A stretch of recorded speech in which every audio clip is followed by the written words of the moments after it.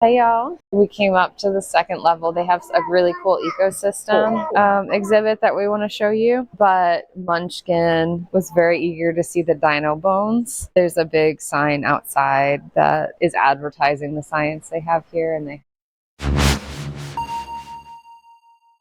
have a pic. They don't have a triceratops here, but they have a picture of a triceratops, so she was very excited for that. So we're going to go around. It looks like we have pretty decent reception, even though we're deep into the building. So I think we're going to check out some of the dinosaurs. We'll just check in with Balint and the Munchkin real quick, and then we'll do a little browse around the area. They have an interesting smattering. I thought, based on the exhibit's description, that they were going to focus mostly on things in New Jersey. Again, this is the New Jersey State Museum, but they have a few kind of random things. Like we have a polar bear over there that I'll show you guys in a minute. Coffee rocks, welcome in. Munchkin was just pointing, trying to show us some things. So I'm going to go over and show you guys the polar bear really quickly, and then we're going to zip around and look at some of the fossil and dinosaur exhibits. I'm just going to go over here. Okay, so we just have sort of the back end of things. So I love some of the placards, so I'm going to just give you guys a quick lowdown of the placards, because it's one of my favorite things about museums.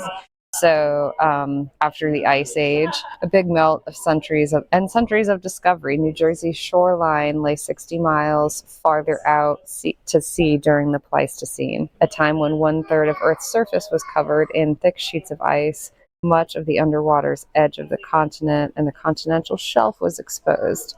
As the ice caps began melting 10,000 years ago, sea levels rose, coastal plains flooded, and the shoreline swept inland. And they just talk about how, especially after big storms and stuff, we will discover a lot of fossils along the shoreline, partly because things were churned up during storms and also during recovery periods. Yeah, Munchkin is, Mr. Brain, welcome in, by the way. Yeah, Munchkin is showing everybody. She's been showing some random visitors the T-Rex skull, for instance. She's an advocate for science, y'all. Okay, and then really quickly, the age of reptiles. During the late Cretaceous period, 100 to 66 million years ago, New Jersey was a hot and humid place. Higher temperatures across the planet melted the polar ice caps, raising sea levels 300 feet. Inland seaways subdivided North America into two land masses. New Jersey lay on the eastern subcontinent of Appalachia, with shallow seas flooding its southern coastal plain. So for those of you who come with us up to Big Brook, I think we're going to go again really soon. So for those of you who haven't seen our IRL streams up that way, there's a really nice, family-friendly, easily accessible river where you can go and pan for fossils, and those are fossils from the late Cretaceous, and so they're all marine fossils. So we find a lot of shark teeth, belemnite pens. They're kind of like squid pens, only they're not squid. So anyway, so that was the explanation of that, is simply, again, it was underwater, because as temperature changes, as we know from current changes that we're seeing in the ice caps, we have a big flux of how much land is exposed or underwater at any given time. Okay, so this is the T-Rex skull that Munchkin was very, very excited about. Most of these are casts. I think there are a few in a few of the sort of plexiglass containers that we'll look at that are not casts, but most of the big ones out here. This is from the Hell Creek Formation. And again, a lot of, New Jersey does have dinosaurs. Speaking of which, this is the Hadrosaur. This is our state dinosaur. It was first discovered in New Jersey, hence why it's our state dinosaur. In fact, when we go into Haddonfield, which is just one town away from where we live, Haddonfield is where the Hadrosaur was discovered. And so they have a Hadrosaur statue, which Munchkin really likes to look at. And you can see Munchkin is stomping around in the background also. So anyway, this is just to say that New Jersey does have terrestrial fossils as well, dinosaur fossils, but we also have, depending on the region and the fossil bed, you know, the formation that you happen to be looking at, there's also a whole heck of a lot of ancient marine fossils that you can. Okay, hang on, guys. I'm going to show you I don't know if you guys can hear this. Munchkin's saying T-Rex. Yes, the statue next to the cafe. T-Rex. In Haddonfield, if that's what you guys are asking about. It's just like right in the middle of the downtown shopping area. It's really cute. Oh, they do have a Triceratops. They do have some Triceratops stuff. Okay, so this is a brief description of the fossils that we were just looking at to the side here. I'll give you guys a quick view and I'll give you all a little summary. So Charles Knight was the museum's paleontologist quite some time ago. Oh, sorry, no. Charles Knight was, I was going to say that doesn't right.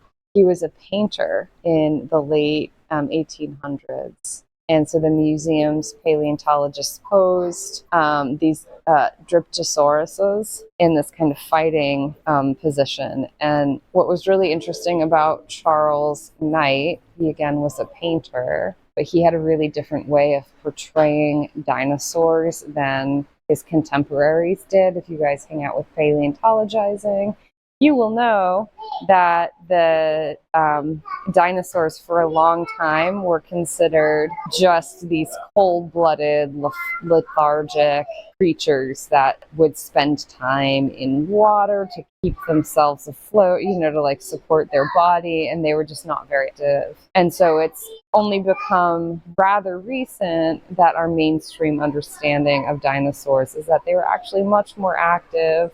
In fact, the whole notion of warm-blooded versus cold-blooded has kind of gone out the window over the last couple of decades also. Finished watching Walking with Dinosaurs this morning and noticed that PBS is doing all 6 episodes. Well, we just a little shout out for PBS, by the way. I love PBS, y'all. For those of you who want to catch more of this prehistoric stuff, we pull this up on Stream a fair bit, but they have a great YouTube called Eons, PBS Eons. PBS does rock. We're going to go meander to Munchkin and Balint, and he might want to take you through a few things. He asked me to start off today, but I'm not sure what specifically he has in mind, and I don't want to take too much of everyone's time if he has a plan. So let's just take a peek real quick.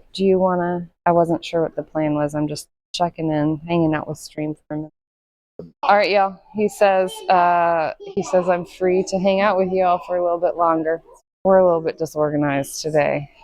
When we pulled up to the museum, it was like completely empty and it's like a big imposing building. And so you couldn't see if there were lights on or not. And there were absolutely no cars in front. And are they closed on the weekend or closed on Sunday? And I was like, no, I promise you, I looked at the website. They say that they're open. And we were sitting out there checking the website multiple times. They're there, jump scare. I don't want to alarm you, but they're large, dangerous, swimmy skeleton thing above you. I know, swimming through the air. Okay. We do have some trilobite fossils. Actually, some really beautiful ones. I know there's a lot of people you can go. There are commercial places out west where you can go looking for trilobites, and I've seen some really beautiful fossils that collectors have gotten. It's nice to see some in museums, of course. Also, look at these. They're a little dark, but really beautiful. And we have a big one right here. So the name trilobite refers to the animal's body plan, composed of 3 lobes: head, thorax, and end tail. And then we have just a very old rock, which I find amusing. It has its very own case, y'all. This is shale. The museum is really nice. This is our first time being here, but yeah, Smikes, I agree. It's colorful, but not in an off, it's not so much that it's off-putting, but yeah, Munchkin seems very tickled and engaged by a lot of this stuff. So this is shale, 35 million years old. And they have, I think maybe they'll talk about this in the ecosystem exhibit that they have. The idea is sedimentary rock is one of the places that you can find a lot of fossils. And also shale, interestingly enough, is how kind of the formations where we get a lot of natural gas. Hang on, this is a really cool placard. I know, I'm just obsessed with placards, especially if they're a good placard. It's really one of my favorite things about music. So, grow a spine. Many Cambrian creatures had a central bundle of cells running the length of their bodies, a nerve cord controlling movement and senses. As they evolved, early fish developed a stiffened, flexible cylinder of tissue to protect their nerve cord. Gradually, the hollow cylinder mineralized into segments we know as vertebrae. Together, a stack of vertebrae makes up our back. And so the spine really only evolved once. Gosh, this is kind of dark. I'm not sure if you guys can see it. I'm trying to zoom in a little bit. So we have a variety of armored fish in here. Here, these fish are from the Dinovian period, about 400 million years ago. Oh, hi, Munchkin. We did have fish much before we had dinosaurs. But like I was saying, so we've only had a spine develop once on this planet. And again, it's to preserve and safeguard the nerve cord that a lot of animals have. Buster, you guys might be hearing some wiggling. That's Buster. I might need to hand you guys off to Balint a little bit sooner. But so this nerve cord needs to be protected. It's very sensible, but not all animals have their nervous system structured in that way. So we talk about planarians, which kind of, a lot of people like to think they have a simple body plan, but they still have something akin to a central nervous system. They have a kind of an area that functions as a brain, and then something that functions to control the rest of their body, but it runs on both sides. It doesn't run down the center. And so when you have a different shaped nervous system, you need to come up with sort of a different way of protecting it. And I guess you could imagine two spines, but I think that would impede a lot of movement.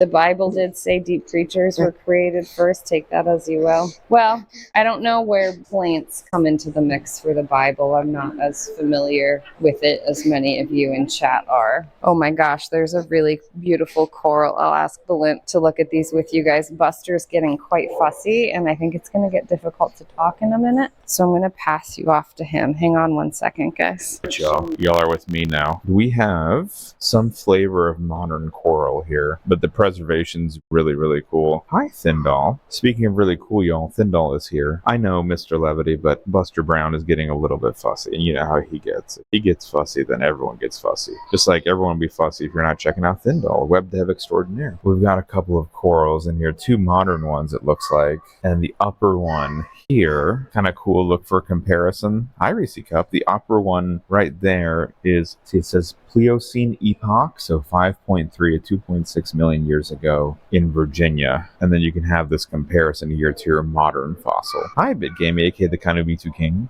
Thank you, Mr. Levity. I appreciate that, Lev. Oh, this is really cool, too. I know, Mr. Brain, I know. Here, y'all, this is the Devonian period for this piece of coral. It's called the honeycomb coral, 420 to 359 million years ago. Mr. Levity, thank you for that gift sub to Reese Cup. Thank you very much, Lev. Appreciate you, kind, beautiful sir. It was, yeah, Mr. Brain. She's pretty clever, right? Thank you for that gifty, Lev, to Reese Cup. So, yeah, y'all, this is 488, let's see, this one in particular is 420 to 359 million years old. This honeycomb coral lived from 488 to 250 million years ago. Lev, the biggest payback you can do is when you're just here. Your time is the most valuable asset that you have, sir. Let me just adjust the camera a little. They have a really neat, here we go, mollusk exhibit, it looks like here. So this is, they're saying early 1800s, Mary Anning and her brother supported her family by selling fossils. And interesting, they wouldn't credit her findings in any print, so she was, I guess, the mother of paleontology, or grandmother. She discovered ichthyosaurs, plesiosaurs, pterosaurs, but only in 2010 did they actually recognize Mary Anning's work. There's a picture of her. And here's the plesiosaur discovered by Mary Anning. Also, check out the giant clam. He's welcome in. Munchkin was especially smitten by these. Hi, Hogan. Hi, MS Coggins. Welcome. Yeah, Coffee. It's a very thoughtfully displayed exhibit. I was thinking of it, Lev, from Crash Bandicoot 3.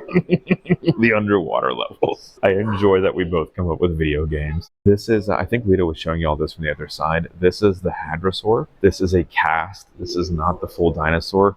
This is one of the most complete specimens that we have, and yes, it is filled in. This is not of a one single dinosaur. So the Hadrosaurus falky discovered in New Jersey was discovered in Haddonfield. We've actually taken y'all to the location of the discovery. I think we've gone several times, and we've gone to the statue as well that commemorates the discovery of that particular location. But the Hadrosaurus falky, the actual fossil, is currently on a US-wide exhibit. Like, it's just a traveling exhibit. And there is rumor that it'll be returning to the area in July. Though no confirmation on when the date of that is. But the full one, the actual bones, are not this complete. You had a leg bone, we had some skull, we had like, I think a limb or two, but nothing this full. So it's really neat to see like this much intact. Like, again, this is from a conglomerate, meaning that they had patched together a bunch of them just to kind of demonstrate what this would look like. Oh, Lev, that's awesome. That's really cool. Lev, we do have there's a couple of ancient shark teeth in here that we can show you. And that's the Hadrosaur, and we've taken you all to the discovery site in Haddonfield, which is really neat. The story of it is just that a farmer came across some bones. Hi, Munchkin. I can hold her for a little bit. For this, so Thindall, this, hi, Queen Supreme. Thindall, this is just a cast. And then they hold them together. There's, I don't know if you can tell. If we look at this angle, wait 1 second, Munchie. We're actually here, down here, Thindall. Munchkin, come back. So it's okay if it's not real. For the real ones, they'll connect those with rods as well, but they're just not drilling into them. Supreme, great stream today. As always, madame. Munchie, come on. We're gonna check out the shark teeth. Wait, you're gonna say hi, okay? Hi, negative CU. Say hi.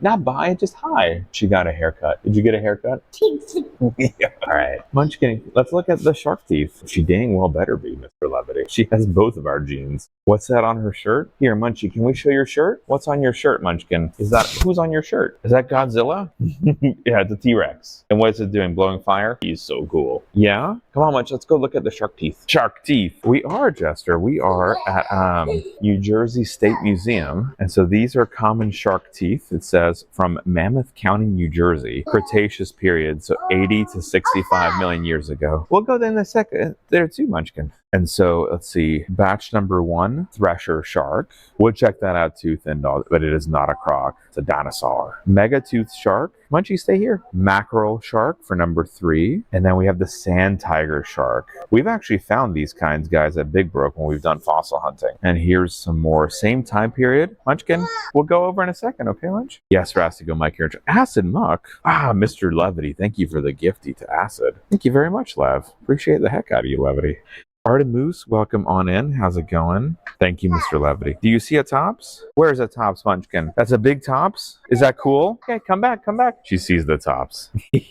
So, okay, we have goblin shark is here for you, Thindall. These are goblin shark teeth from New Jersey. And then these are the crow sharks, which we've also seen. Hi, Claimant, Alaviva Dev. So those are the shark teeth that we found too here in New Jersey. Munchie, we're almost done. We'll go to the next zone in a second, okay? There we go. They are still, so Lev, it's back and forth. It is not agreed upon.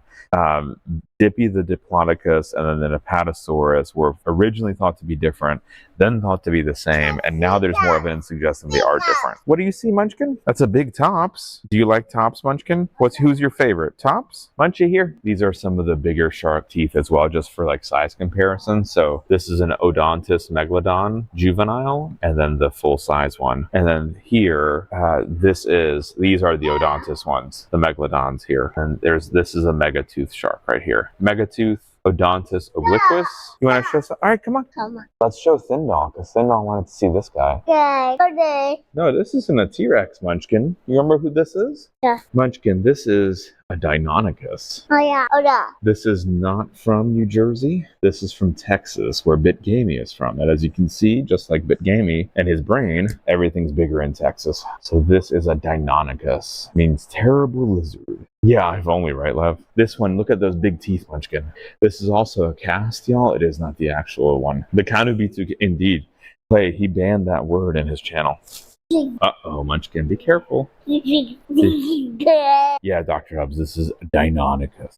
Munchkin, do you want to go walk and see some other dinos? Da. Hmm? Da. Where are we going? Da. Okay. Yeah. Munchkin has ideas on where we should go. Da. Da. Where? Da. Where are we going, Munch? They actually all have a dinosaur cleaning room right there. So I was talking with them before the stream, and they've got volunteers in there that use pressurized air to scrape away the matrix and try to get to the actual bone in the fossil. Hi, Harissa. Hi, Kennedy. Kelly voice. Munchkin, where are we going? Are we going exploring? I guess y'all, Munchkin is taking us for some of the journey here. Munchy, let's go look at the other dinosaurs. They've got some, no, Deinonychus was so rather large. Also evidence that it was feathered. Esme, Munchkin, who's this one? Who's this one? Who's this? He doesn't want to show us that right now. These are called the leaping layups. Munchkin, wait. Munchkin, engada. Munchkin, nemhuzuk, engada. Depends, Nendal. Depends. The velociraptors were much smaller than what they're portrayed as in Jurassic Park. This is Reptisaurus. This is a tyrannosaurid dinosaur in New Jersey. Cretaceous period, about 67 million years ago. This was found in New Egypt, New Jersey. We're gonna keep walking, okay? We're gonna keep walking, Munchkin. Munchkin, who's this one? I don't know what Da is. Again, the dinosaur cleaning room. Where are we going, Munchkin? Da? I don't know. Draw? Munchkin. Munchie, draw. We're gonna go see Anya. You can draw. No. Ida. Munchie. Munchkin, Tian, welcome in. Munchkin, stop taking them all out, okay? Anyeli, Raiders, welcome in. Tien, how was your stream? Raider one, no worries at all. Tien, I hope the stream was good. Guys, make sure to go follow towards. But it's Yeah, you can draw. awesome. Yeah, okay. Munchie, eat. Aznam atiyat. Exactly, Lev. Oh, that's it. Let me grab you all the adjuster to Hungarian, which let me grab the tripod. Chichika Munchie. Till Lita gets break with Buster, we need to entertain the Munchkin, y'all. Nincsen kap most várjál, mindjárt hozom. Lanya, hozom a juiced. Chichika. Y'all get a little smidge of a break here. Da. Yeah? Da. Y'all get to draw with us. So until Lita is done with Buster. Anya's busy. Come on. You can help me draw, Munch, and then we'll go over stuff. Deciding what she wants. All right, guys, give me 1 second. We're going to put up a BRB. Be back. Munchkin is to guys. They have some stuffed creatures as well. So this is a musk ox, which apparently used to live along mastodons and mammoths in New Jersey, which I think is really cool to be able to see that it was, not only parts of it were also underwater, but there were also a bunch during the Ice Age. Hello, real deck. Or not the mammoth, the walrus too. So one of the neat things that they have, y'all, is this place here. This is the fossil prep room. So they use high pressured equipment to basically dig through various matrices and try to get at the actual fossils themselves. There is a vent system right there that you could use to suck up any of the extra particles and particulates, but it's not, they were saying it's not especially efficient. But they've got some fossils here too, some vertebrae. All over here now. Plenty of different animals here. This one's an elk moose. This one's dated around 10,000 years ago. Warren County, New Jersey, where this is identified. Massive, beautiful specimen here. And then, of course, they have the giant beavers, too. Lev, no jokes. They said this one's with fur would be the size of a modern black bear at full size. This one was around 18,000 years old in terms of the specimen, and they went extinct about 10,000 years ago. And we do have some, artistic reconstructions as to how they might look. They're a fair bit still away, Wombat. They'd be like a many-hour drive for us to get there. Yeah, we'd still be a ways away. And these are not Jersey animals. These are just in general. Loyal Cookie, thank you for the follow. Just a wide array of animals that they've got here. Various kinds of taxidermy. Jaguars. Oh, I do have a star-nosed mole. These are really interesting because of their epigenetics. So they can live for an extremely long time. Hi, Dukasoft. They can live for an extremely long time because of their histone modifications. So unlike other small rodents that have shorter lifespans, these are able to live on the order of 20 years. And again, that's all due to differences in their epigenome. So what genes are turned on and off. Also, this is just a neat size comparison. That's the size of the current North American beaver with fur. And that's the size of the giant beaver that is now extinct. A massive size difference. Duke, we are at a New Jersey State Museum. They have a lot on display of fossil stuff that was from here. For example, here is the lower jaw of a shark, where it said it's a snouted dolphin, swordfish-like creature. This is its bottom snout, found in Monmouth County, New Jersey, which is all like above ground now. But at the time, it used to be underwater. Mike's, may I ask why you're reading a book about North American beavers? No shade, just genuine curiosity. See, the skull here is, oh, a white rhino. Again, I think they've just got, like, in general, just a lot of different creatures on display. God bless you, do this off. Hi, Chrissy, welcome in. See, 18-2 mountain lion, North and South America. I know, Ungoy. Good lord. If this was my living room, Ungoy, then you'd have to question the phase 4 poosh and maybe just be like, maybe you need to pull back on your collections. So y'all, this is a really cool one. This is a fossil and associated components of this creature that's called a hipposaurus. So the hipposaurus and Therassosaurus were some of the few marine creatures that actually survived the mass extinction about 66 million years ago when we lost most of the dinosaurs. And we suspect, save the chubby unicorns, coffee rocks, aka the rhinos. So we suspect, y'all, that these survived that massive extinction because they were a generalist in terms of its diet. And the reason we know that is because fossilized poo. The fossilized poo showed much more generalist type diet, so like a wider range of stuff. So again, the differences would be like, if you think of a specialist, something like panda bear specializing only on bamboo, these guys ate a vast diet. So you got right here even their poos, which is how we would actually discover this. These are also small. The Dinosuchus, which is a large crocodilian-like creature, was much bigger.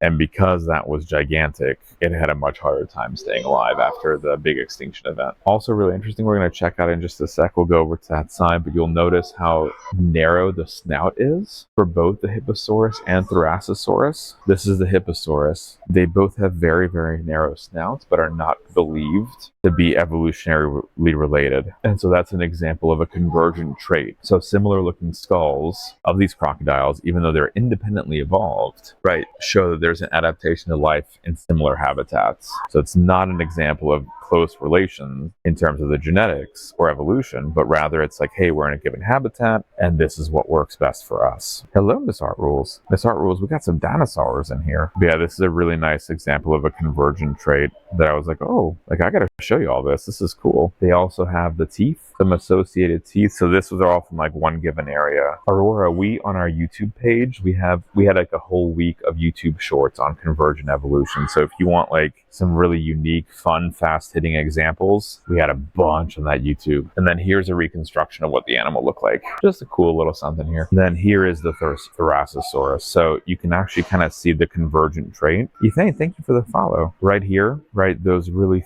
thin chompers, just like we saw, the really elongated snout, looks very similar, right? So both, again, the hipposaur and the Therassosaur. This one's the Therassosaur. Thank you all for those follows. Welcome. This one was also found in New Jersey 65 million years ago in Berlin County. And yeah, this one is just, this one's also a cast, but you can see how it's embedded. Good morning, Jay. Jay, we are doing well. How are you doing, my friend? How are you feeling better? Has the sickness passed? How's Mrs. Spites' foot? We're at the Hi Sir Grunge! Exclamation point, but we're at the New Jersey State Museum, Jay, checking out the exhibits. We're currently in the fossil exhibit, but there is a really cool part downstairs that we have yet to show y'all. Jay, it is an exhibit on New Jersey ecology, which I thought would be really cool to check out. But here's a couple of modern turtles, and then we have some ancient ones as well. This is a fossil preparation room. This is what we were looking at earlier. So they've got a bunch of fossils in there. They've got a bunch that are still encased in the matrix, and then they had little devices inside that they can use to basically blow away the matrix and then suck it up so there's not dusty, and they can try to excavate the pieces. And you can see here's one where they actually like have an embedded piece. This is one, let's see. Oh, this is a giant turtle. Atlantochelis mortini, this one. Off to the doctor today. Good luck, Mr. Spites. The fracture clinic on Thursday for Mrs. Spites, last week of school. Heck yeah, it's all going the stage. Good luck, my friend. If you need anything at all, Mr. Spites, you know, just ask. Yeah, so this is really cool. This is the entire genus of this sea turtle is only known from this bone. And it's that half of this bone was found in 1849 and the bottom half was found in 2012. So one bone is how we know the entire genus of this turtle. Drives me up the wall. Drives me absolutely up the wall, y'all. And then here, this fossil shell example is Montana 67 million years ago. Common turtle that lived in wetland environments. Now, oh yeah, Rights on Walls. Thank you for thanking Malfunction for that gift sub. Long time no see, Rights. I hope you're doing well. And you likewise, Mr. Spites. I'm glad that you're going to get to the doctor and hopefully get some better medicine. I'm sorry that you need to get better medicine. Sing. Yeah, y'all. This exhibit is called the Leaping Dinosaur. Late Cretaceous, so 67 million years ago. We were pointing this out a little bit earlier, but this was found in New Egypt, New Jersey. It's a tyrannosaurid dinosaur. 25 feet was the max size that you'd get these. And the arms were actually longer than the T-Rexes. So even though it is a tyrannosaurid, if you look closely, there are the arms. You'll see they do look even on bone-wise longer than what you saw for the T-Rex. Chrissy, I'm all for it. If it's crowdfunded, we'll absolutely do it, Chrissy. Chrissy, this is one of my favorites. So this is the Hadrosaur. If y'all remember, for those coming on in, we've actually taken y'all to a Hadrosaur original discovery location a little while ago in Haddonfield, New Jersey. There's actually a statue dedicated in the town of Haddonfield to this dinosaur. It is the most complete dino skeleton and the first discovered in the United States. It was in the late 1800s. There was a farmer. He was digging. He found some bones. Professor Fulke, who actually was I believe, lawyer, also wanted to be a amateur paleontologist, and he decided to purchase the land from the farmer and dug it up and excavated the Hadrosaur. And so this is not the actual bone of this Hadrosaur that was excavated. This is a cast of several different hadrosaurs to kind of piece together what we thought it thinks that it currently looked like. But still really remarkable that we're able to see something like this, right? The original hadrosaur skeleton will be returning to New Jersey and Pennsylvania in July. Yeah. Okay, go ahead. Sure. We should do it now? Okay. Yeah, let me just show off the Archaeopteryx here. And then we'll walk down the stairs while y'all go to the elevator and then meet us in one. Yeah. So this is the Archaeopteryx, y'all. 200 to 145 million years ago. Found in Bavaria. Again, one of the examples of the modern bird ancestry that dinosaurs have. And there's the actual imprint of it that they have found. That's like the big fancy one that we know about. All right, Munchie, you want to go down? Muncherino and I, no, not Anya, Appa, are going to go down. Yeah, we're going to go down after Anya. We're going to go to the other exhibit. Amber, none here, or of the animals. Yeah.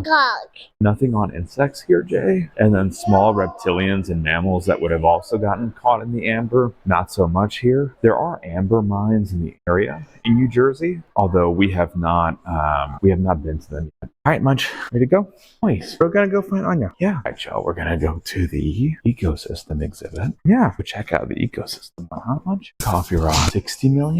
60. It's similar to the Carolinas, I believe. So this area, y'all. This whole area is a special. Munch. No. There we go. So y'all, this whole zone, special exhibit of the New Jersey ecosystem. We're gonna do a walkthrough of it once Lita is here. But oh look, Munchkin, there's some horseshoe crabs. We're trying on that bit rate, y'all.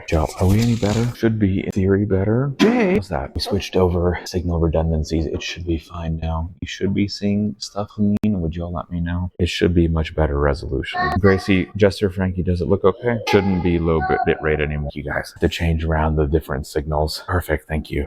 We were on very low bit rate, but we fixed it. Awesome. So we're still waiting on Lita to come, so I can show y'all a little bit closer because Munchkin has some opinions. What she's up to. Do the walkthrough as soon as Munchie has totally settled down, or at least a little bit, right, Munchkin? That you have someone else? Has some thoughts, y'all, on the different chairs. Yeah, so this whole mini exhibit is on the New Jersey ecosystem and what all is going on in the area. Munch, let's go this way. It did, Jay, yeah. There was only one unhinged child. It was a little bit wet, so not as many kids came. Munchkin, come here. Let's side in a little bit, okay? Kestrel, y'all. That beautiful bird. That's a bird, Munchkin. I'm like, we need yogurt Carol here to look at these. We have the American kestrel. Oh, there's Anya. Did you want to take people through this or do you want me to? Okay, I will go then. Are you good with her? All right, y'all, let's go ahead and do a walkthrough. So the whole exhibit here, the whole point of this one is just to actually show off like state conservation and state effects in New Jersey. This is actually an interesting 2. New Jersey conservation status definitions. So maintaining different species and maintaining environments all falls under different definitions, which is different in every state. And so you've got what's of concern, what's threatened, what's endangered, not having a ranking of it. Again, it's because of the unknown factors. These are all the different kinds of New Jersey environments. So we've taken y'all to at least 3 of these. We've taken y'all for a stream. If y'all remember, we went to a dinosaur. We tried to find dinosaur sculptures and there were none, but that was in the Pineland, which again is very sandy, very pine filled. We took y'all to the Atlantic coast very recently, taking y'all to the Piedmont as well. That's where we've gone to do fossil digging. We haven't yet gone to the Skylands for anything, but we'll go through each zone. Invasive species. So here are some of New Jersey's invasive species. Water chestnuts and this common reed, both of them are native to Eurasia, not in New Jersey. Mollusks as well. Zebra mussel, silty pond mussel, and Asian clam. So zebra mussels from Eurasia. It is nearby states. It's in New York, Connecticut, and Maryland. Not in New Jersey yet, but it's considered invasive. The other two, let's see, native to Eastern Asia for the middle one, and native to Asia, Africa, and Australia for the bottom one. So the Asian clams here, those are from Jay Spites. Jay sent those over to us. He was like, hey, check these out. And we said, thank you, Jay. And then these y'all should know, especially number 6. That's the spotted lanternfly. Those are unfortunately ones that we've seen underneath the microscope back home because they are here and they're not supposed to be. They are native to China and Vietnam, not America. Hi, Savar. And they keep spreading through the states. The only line of defense against these right now is to stomp on them. Not ideal. Next to it, the number 7, also an invasive, that's the Asian longhorn beetle. Northeastern Asia, where it's native to, but it's also now in New Jersey. Hooray! Destroying things. Corn-eared moth. These are actually native to New Jersey, but they're an agricultural pest. And then this one right here, this bottom one, that's the creme de la creme of terrible.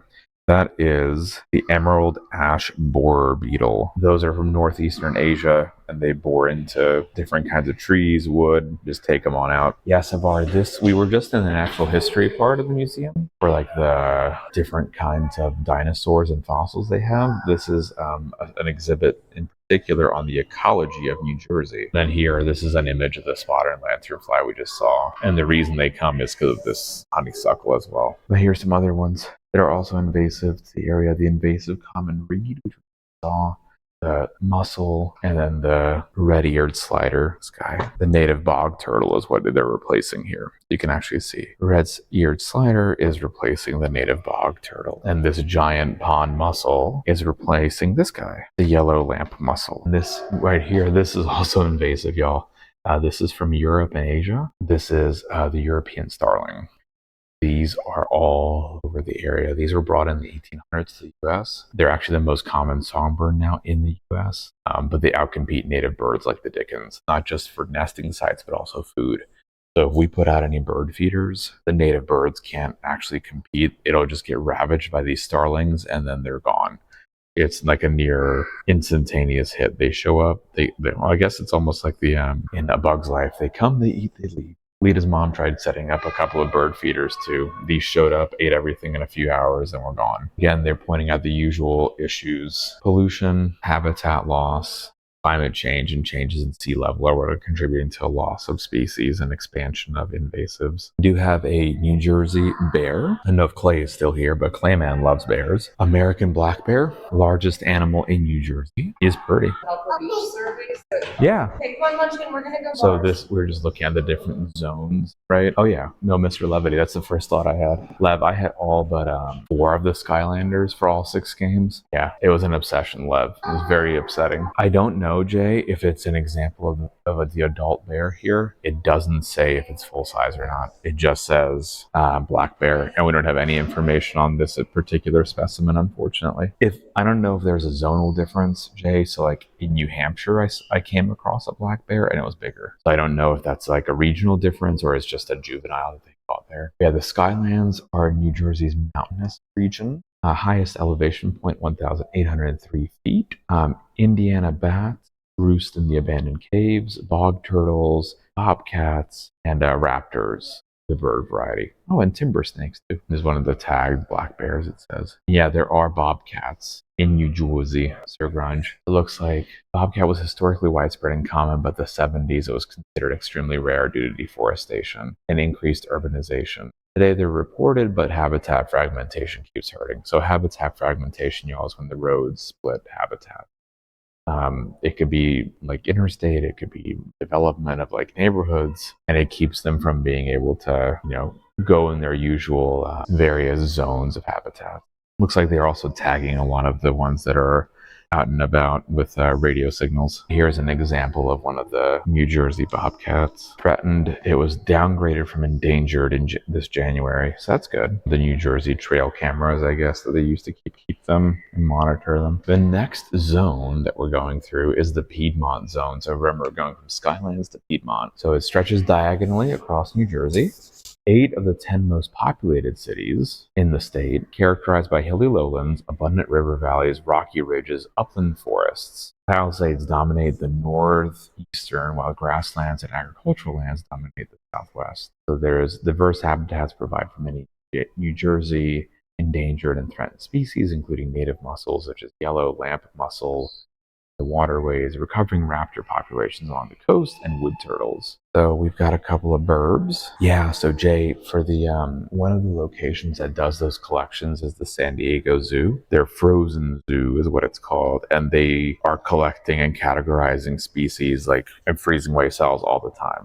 So even if they're not yet at the state of being endangered, they're still already now collecting them. So it's like that anticipation for what might come, which is kind of neat that they're already planning ahead, and it's very helpful that they're already planning ahead. These, y'all, are the red-winged blackbirds, and look at the different angles, but I hope y'all can see, even in this lighting, male versus female. Female is closer to us. Male is the black one with the red and yellows, and they're apparently very, very territorial. We have a couple in our backyard, and here is what their nest looks like too. Yeah, exactly, Jay. It's like, oh, it really sucks that we're doing this because of, why, but at the same time, it's like, oh, it's good we're already doing it. So what's interesting is that their nests here, so this red-winged blackbird is parasitized by what are called cowbirds. Cowbirds lay their eggs in these nests and fly away. They're like the cuckoo, and here is one of those cowbirds. The cowbird is actually not a native to New Jersey, unlike these beautiful red-winged birds. So these actually, lay their eggs in not even their own nests, and then they get the females of other species to raise them. I don't think it does. Well, actually, I have no idea. Honestly, Sir Grunge, I hope they call it a cowbird because it sucks. This is actually one of my favorite birds. This here is a pileated woodpecker. You can see its beautiful, beautiful head. This is all the way up in New Hampshire too, and Canada. These are the largest living woodpeckers in America. They create massive holes. So that hole that this one's sitting in front of, that's actually how big of ones that they actually dig into the trees, not only for their nesting sites, but also for food. I've come across many a tree when I was hiking in New Hampshire where it'd be just dug out with massive holes. Yeah, they're absolutely beautiful.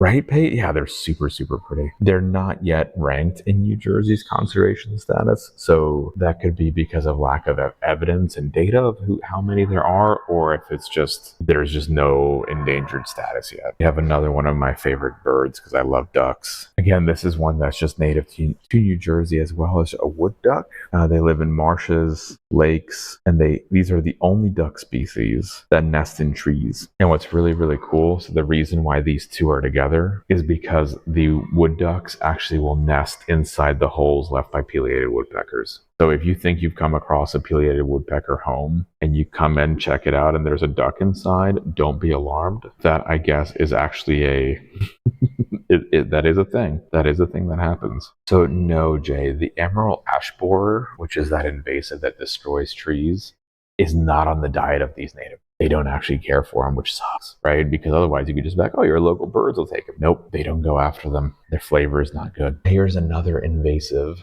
another example of a starling. We just looked at one of the starling species a moment ago. This is the second one. Again, this is Europe, Western Asia. This is normally from, and these are extremely aggressive. So if you put out a bird box or a bat box, even these will outcompete and chase them away. The box that y'all see here is actually one for the American kestrel. Kestrels are beautiful raptors. There you go. These are threatened in New Jersey. They're all of North America's smallest falcon. Again, meadows, grasslands, deserts, and actually these you will also find sometimes in a pileated woodpecker nest.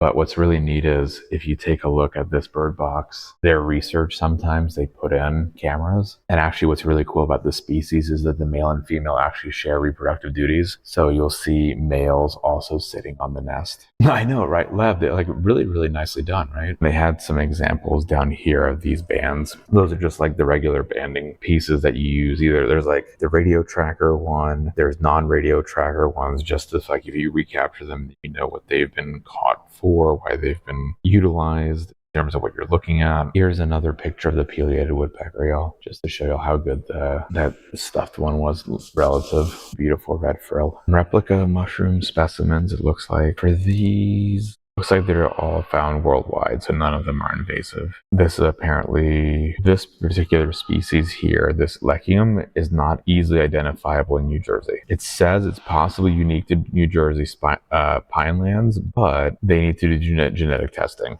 And apparently no one's done the genetic testing for it, so they're just like, I don't know, maybe. These upper ones are called the yellow knight, which are apparently spread worldwide. It is toxic, so don't eat it. And this one apparently is edible. Horn of plenty, said to be very rich in flavor. So pinelands that we're still on. Oh, I guess we've moved to? Didn't see on that. For the pinelands, fire is the essential part, and so it tells us about the endangered species and how they're threatened and what the natural benefits are, how we maintain them. Psycho snail. Here it is. Here we go. Here is the sign for the pinelands. We've taken y'all here before. Y'all look back at the YouTube page at some of the VODs. There was a whole zone we tried to take y'all to that apparently had sculptures of dinosaurs in the pinelands, and by the time we got there, they had all been destroyed. Oops. By vandals, but it's still a really pretty area. 5th of New Jersey, white cedar, hardwood swamps, cranberry bogs, lots of streams, protected within the Pinelands Reserve. Generalist species, specialist species, both present. Horned snake, which is state endangered, and state threatened tree frog, which I guess might be here. Here we go. Northern pine snake, threatened in New Jersey. Eastern tiger salamander, endangered in New Jersey. Oh, this is beautiful. This is a replica, but this is a gray tree frog. This is threatened. Apparently it was downgraded from endangered, which it had been. Now it is just threatened. Not great, but at least it's getting a little bit better. And this is eastern fence lizard. So it just says population stable, which is, I have not seen that as a characterization, which means it probably was not seen. All right, that's the coast side. So here, continue along this way. Some eastern box turtles. This is kind of cool. You have the transponder right there too. This is how you keep track of the box turtles. Glued to the turtle shell emits a radio signal, and it is special concern for its status in New Jersey. The bog turtle, which is native, which we've talked about, is endangered in New Jersey. And it's the smallest turtle in North America, 4.5 inches in length max. The stink pod turtle apparently emits a musky smell when it's stressed. These turtles, it says, are poor swimmers and spend much of their time at the bottom of vegetated ponds and creeks. Finally, the spotted turtle, also under special concern, unfortunately, it looks like. Apparently, they lose some of their spots as they age. So smaller ones, the juveniles have more spots than the adults. And then here, I know here is a favorite of many, the snapping turtle. Eastern U.S., northern to southeastern Canada as well. 10 to 35 pounds. And their snappers are no joke, y'all. We found a couple of babies before that we took to the water. But yeah, they will take you out. And then Delaware River, border of New Jersey. Hi, Yogurt Garrel. Oh my goodness. Yogurt, did you see some of the birds that we were looking at earlier? Do I need to take you back? We had a pileated woodpecker, we had wood ducks, we had the American kestrel. Yogurt, if you missed it, I will walk back for you. Honestly, Yogurt Garrel would do anything for you. So you tell me right now, madame. Do we need to go back? We're going to wait for Yogurt, y'all. If she says we need to walk back, then we will walk back right away. I saw a few. Okay, we need to go back and check all of them out again. That's okay, y'all. This is important. This is Yogurt Garrel we're talking about. She's a queen. And we actually gave her a shout out. We gave her a shout out a little bit earlier when we started looking at birds. This is the red wing blackbird. I've been pointing out how they're sexually dimorphic. So you got female and male. Hello, Velociraptor. And the male here, right, has that little red band to it right on there. And so I don't know if y'all saw this a little bit earlier, but this is their nest right here, an example of their nest. And they have nesting parasites. So there are the cowbirds. which lay their eggs in their nests. So here is another look at these two beautiful birds. Whoa, sorry guys. There we go. This is the cowbird. So this terribly naughty bird lays its eggs inside the nest of the red bird and flies away. I don't know if it sounds like cow, but it acts like a cow. Take care of your children, man. You suck. Stupid bird. And actually, here's the fun part, Yogurt. It's invasive to New Jersey. So while these two are actually native, the cowbird not only parasitizes them, but it is also invasive. And here, just a little recap. That's the pileated woodpecker, one of my favorites. Biggest woodpecker in North America. And apparently, these are also under threat from the European starlings that are also chased away. They chased them away, unfortunately. But we were chatting about and pointing out that these little holes that they dig with their beaks, for food, and also for Jinx and Deed mascara. Food and nesting sites, the wood ducks apparently will move in. So wood ducks are the only tree nesting duck that we just know of. And it actually will commonly jump into the holes dug by the pileated woodpecker. So there's your wood duck, and it'll jump in there and nest in the hole dug by the pileated woodpecker. In addition to that, we were also talking about how this American kestrel right here, this one will also sometimes live in the nests of pileated woodpeckers. And we were talking about how cool it is that this particular bird, the male and the female both share parenting duties. So you'll sometimes, if you have cameras nested in their boxes, you'll see the dad and the mom nesting on the eggs and keep the chicks warm. The woodpecker skulls, so Jay, how they keep themselves from getting concussion.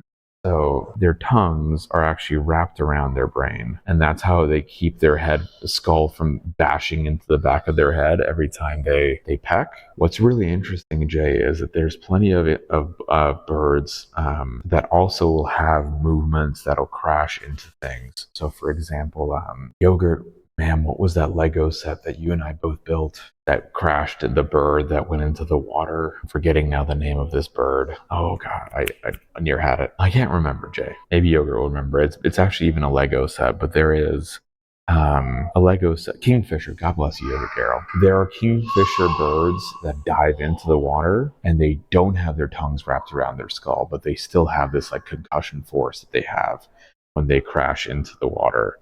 And so the question is, well, how do then they protect their brains?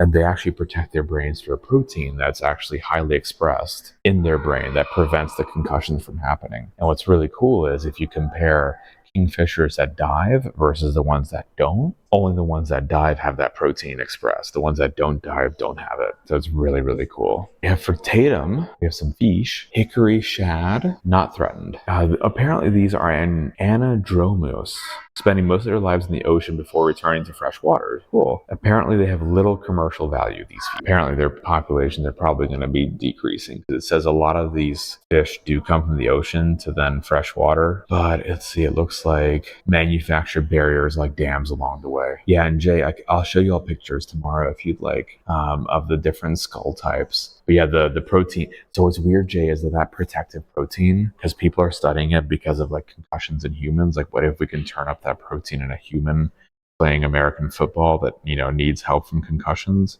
That protein is also heavily expressed in Alzheimer's. So it's like, wait a minute, well then what does it mean? How does it work? And we don't know. Hold on. I'm gonna say hi. Okay. Say hi. Say hi. No hi? Yeah. Munchkin, don't lay down on the floor. It's dirty. Get a hold more head. Okay. These are the mollusks that we're going to check out in a second. We probably won't be too much longer, y'all, because I think Munch is at her limit. She was probably at her limit when she woke up this morning, to be honest. Come on, Munch. Marty. These are some of the freshwater mussels. We pointed out, y'all, that there are some endangered because of invasives coming from Asia, I believe. No. Take. Guys, I'm going to put Munchkin in her stroller. Munchkin, I'm going to push you, okay? We've got a bunch of the mollusks here that Lita's showing on camera. Not me, possibly, potentially. Are you going to push her? So let's continue to our final ecosystem in New Jersey, Delaware Bay. The southernmost portion of New Jersey, where Cape May is, which is where we went to last week. Named after the Delaware Bay, estuary into the Delaware River flows. Shores of the Delaware Bay region are dominated by saltwater marshes and home to the largest concentration of rare and endangered wildlife. Of course, there's birds, because Yogurt Garrel's here, and Yogurt Garrel demands birds. I don't see anything written on these. I see a number, but I have to find So this is what Lita was talking about. These are the Atlantic horseshoe crabs. Apparently there is a citizen scientist program that we could sign up for if y'all would like, and it helps to reduce the loss of stranded horseshoes. So they often get stuck in obstacles on the beach and can't flip. So then they get stranded. It says 10% of them die during mating season. They're from strandedness.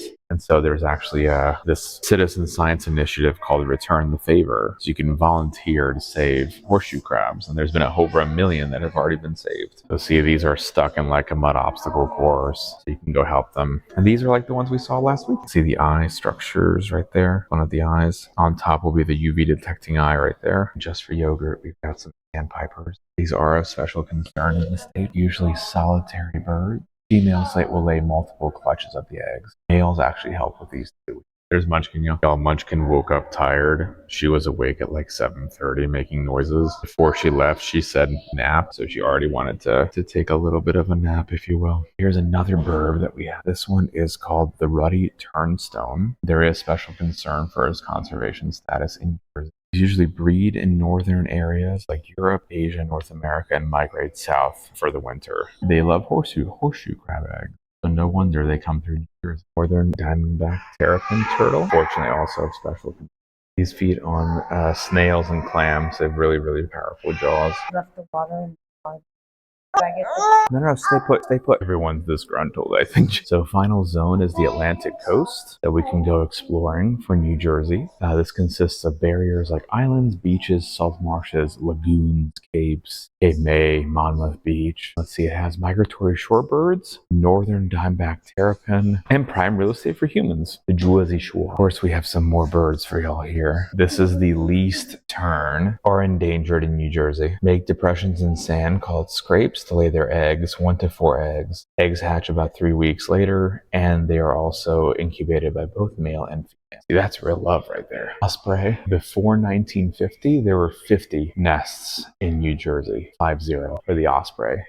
And then DDT came in, and it went down to 50. So from 500 to 50 because of DDT. Made the eggshells really thin, and the animals weren't surviving. Since the ban of DDT, today's surveys show there's 800 nests.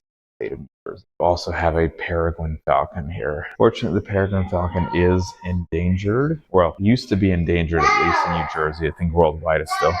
We'll go see Dino Munch. These were endangered in New Jersey, but are now downgraded to threatened. They nest in the Delaware Water Gap. Also, DDT crushed them to go really down. New Jersey today, there's estimated 40 nesting sites. And that apparently is enough to not be threatened, endangered. I don't know. I'm a little bit that. Only 40? I can't say that's good enough. I know, Munchkie, we got to do better. We have a brown bat here. These are also in New Jersey, and in New Jersey's conservation status, they're considered under special interest in New Jersey. For our little bats here. Feed on insects, and they only weigh about 1 ounce. Here, y'all, this is what I've been posting on the Discord. My brother put out a bird box, and they had a nesting couple. This is the eastern bluebird, not ranked for its any kind of conservation issue. Presumably, it's totally fine. It is the official state bird of New York. I have some pollinators here. So guys, what's really cool about this one, these aren't just bees, like your honeybee. These are native pollinators. So the bottom row left are flies, flying dog, right are wasps, and these are all native pollinators. So you can see a vast array of differences in sizes, shapes. There's metallic ones, there's your regular black and yellow striped ones. There's your bumblebee. These are all pollinators to New Jersey. There's more than 350 different species of bees in New Jersey. So it's just a small subset of them. And a lot of them are important for pollinating all kinds of plants because they are specialized. Ying Dog, how are you doing? We have a special concern bird here. Of special concern is the American bald eagle. It was endangered, but has now been downgraded from endangered, just a special concern in New Jersey. So again, it's interesting how the state-to-state definitions vary. See, this one, there's 250 nests in the state. It's again since the DDT rebound. Those claws. Whoa. Y'all, this is the thriving New Jersey turkey population. Thriving enough where we have them sometimes walk through our town. Hi, turkey. Oh, Munchkin, check out this bird. This is the skimmer, the black skimmer bird. This is endangered in New Jersey. Their beak is unique because the lower jaw is larger. They fly just above the water surface and skim for small fish, insects, and crustaceans. Munchkin, do you like that bird? That's a cool bird, right, Munchie? It's endangered. Yeah, we gotta help it. Yeah. Are you gonna help with the endangered birds, Munchkin? Yeah, we gotta help the birds. Oh, not yet. We gotta keep helping. Yeah? There's that skimmer bird. Look at that beautiful jawline. A few more birds that we have to look at again because Miss Yogurt did not. Welcome in, Raiders. Shadow Kayla Munchkin. How was your stream? What were you up to today? Welcome. This is extinct.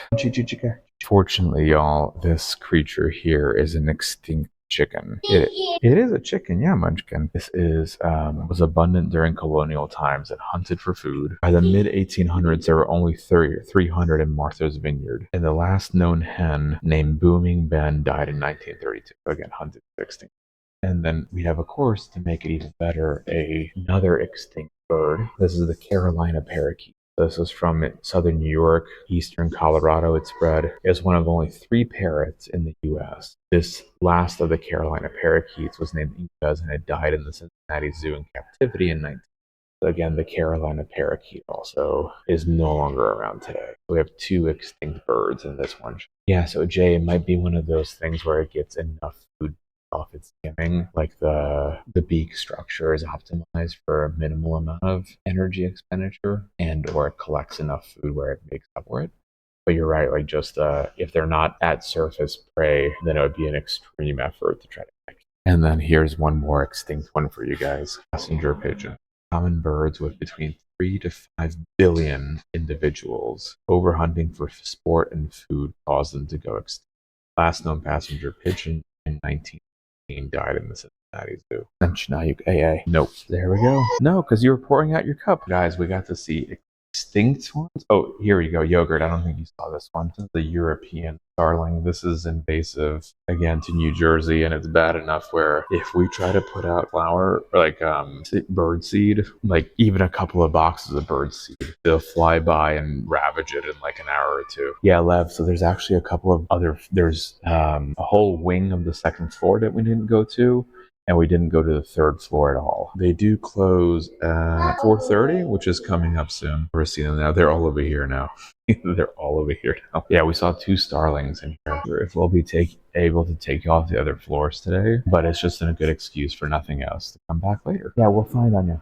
Take y'all outside. Oh, did we look at these? No. These are also endangered ping plovers. The ping plovers. So the males apparently dig out several nesting depressions. Females choose the best ones to lay in. Oh, and the males also decorate the nesting sites. So the males are in competition for the female to choose their nesting site based on the prettiest decorations. And they use seashells and debris for decoration. When a female chooses a nesting site, they lay up to 4 eggs, and both male and female will participate in the brood care. Cutie. All right, y'all. Continue on. Oh, this is kind of cool. This is the signage that you'd have for the endangered birds. It's a neat difference.